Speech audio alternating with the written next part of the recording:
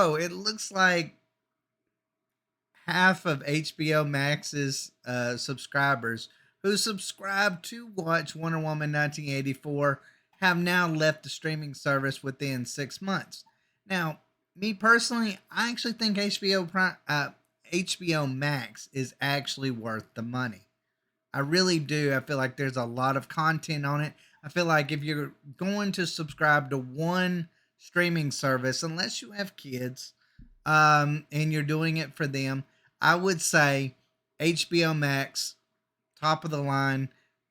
Then next, Disney Plus, especially if you have kids. But if you have kids, maybe you could switch that around and put Disney Plus at the top of your list because they do have a lot of good content on there.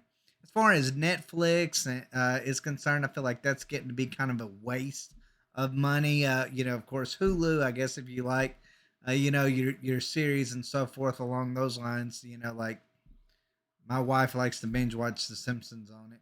But anyways, as far as like, I don't know, say Amazon Prime. Unless you're a big The Boys fan, like I can't imagine you wanting to really subscribe to that 12 months out of the year.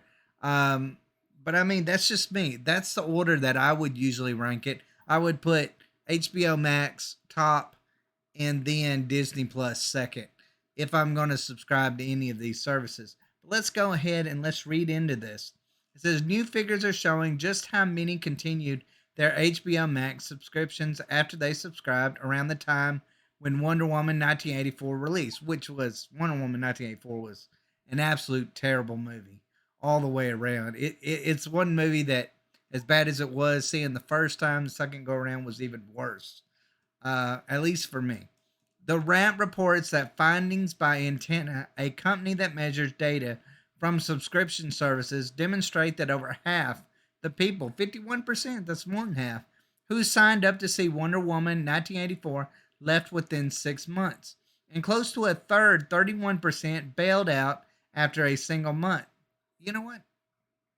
It's kind of not really shocking. I mean, if you're just watching it for that one movie, like, why would you stick around to see the to see any of the other content on it? You're strictly doing it for that one. So I totally kind of get that last one. Um, in larger terms, what this means is that a third didn't stick around long enough to watch Zack Snyder's Justice League, which is great. Godzilla vs Kong, which I also thought was a pretty good movie, and Mortal Kombat, which was it was decent movie. Releases that are still managed to find an audience. Um, with outlets like Cosmic Book News learning this information, the feeling is that these former subscribers were so turned off by how bad Wonder Woman 1984 was that they turned out and dropped the service in disgust. Look, I know, in like 2022, Wonder Woman 1984 is literally a movie that I don't know how existed. I don't know how somebody in the production team and the studios didn't catch that Wonder Woman was literally forcing herself on a man without his consent throughout the whole movie and wanted her lover to stay in that body uh, forever, which is crazy. I mean, it's probably a stupid idea no matter if it's 2022 or 1992. But at the end of the day, we got to realize she's supposed to be a superhero, a gallant one, a non evil one. But it seems like she was like, I hate to say it, the Harvey Weinstein of superheroes in a lot of ways. That's how that movie felt when I was watching it the first and second time. It was terrible. Terrible. I cannot believe that they would even do that. That's not even counting the bad action scenes, the plot that really didn't make any sense. I mean, it was just dumb all the way around. The whole wishing thing was like all over the place, all over the place. Like the fight scene was too dark really to care.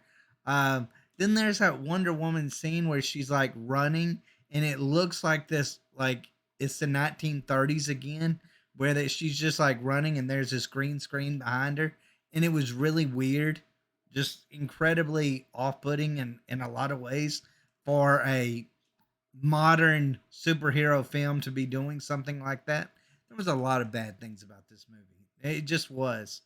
Um, I understand why people wanted to see it. I was excited to see it because I'm a huge Wonder Woman fan. I loved the first movie. Thought the first movie was awesome. Second movie, I mean, when first, I mean, just the first few minutes of it, I was like, okay, this is kind of stupid. Felt like it had two intros that it didn't really need. Either pick the mall scene or either pick the Olympic scene, but don't do both. And then the Olympic scene really didn't add into the rest of the movie.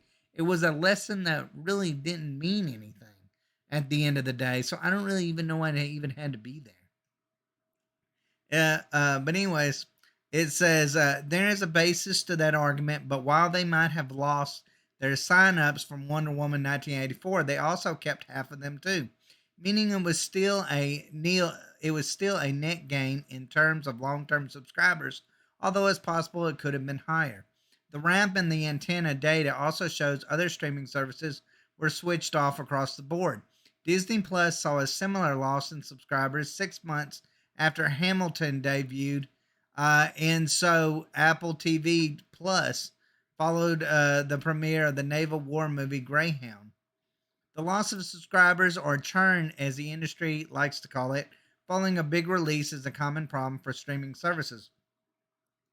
Deloitte reporting in 2021 around 80% of households in the United States had a paid streaming video on demand subscription, with about 35% churn. That's you know what that's actually a really big deal though. It really truly is because it makes you wonder just how stable these subscriber services actually really are, and it really kind of maybe puts a little bit doubt of whether or not this is at the actual future in the with the turnover. I mean, if you would expect, I totally get it. They're getting a lot of subscribers, so if they lose, let's say 30% or even half of those subscribers, they're still getting subscribers and still adding on. That's just the way it works. But at the end of the day, you just really have to worry about, whether this churning, whether this, losing of subscribers, depending upon what is coming out, uh, if that's a viable way to continue in the future, or if that will eventually lead to all these subscriber services doom later on. I mean, I could truly see that happening. It says that given that 35% average churn, the massive 50% loss from one, well, I already read most of that. Anyways, it just it's kind of sad in a way. Um, I like some of these streaming services. I really do. Um, you know, I like the idea of watching a movie from the comfort of my own home without actually having to go to theaters. I'm not one that's like a lot of these nostalgia buffs that want to go spend, $40 or more. I got a family of four. I don't want to sit there and, you know, pay for all the candy and all the sodas and all the tickets and things along those lines. Like, I don't want to do that because for a movie that I might not even like, when I could just pay for it online and watch it there. If I've got HBO Max, good. I don't have to pay for anything extra. Now, that's the way I work. I know a lot of people still enjoy the movie scene.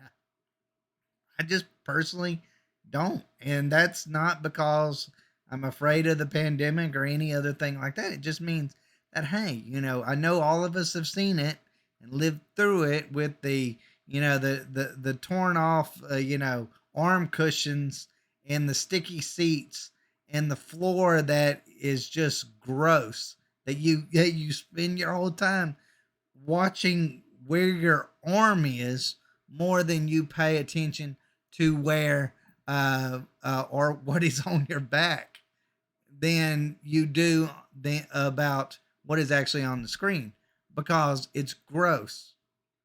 Most theaters are gross.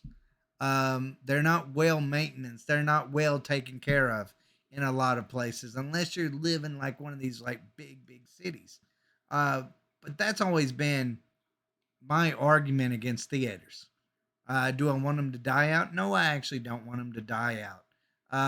I want the choice to be able to do that for like the next Star Wars movie or something like that. I would love to see that on the big screen or on the IMAX, something along those lines.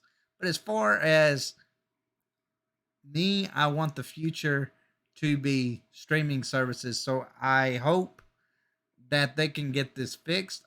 But you know how you fix it is you continue to give them great content.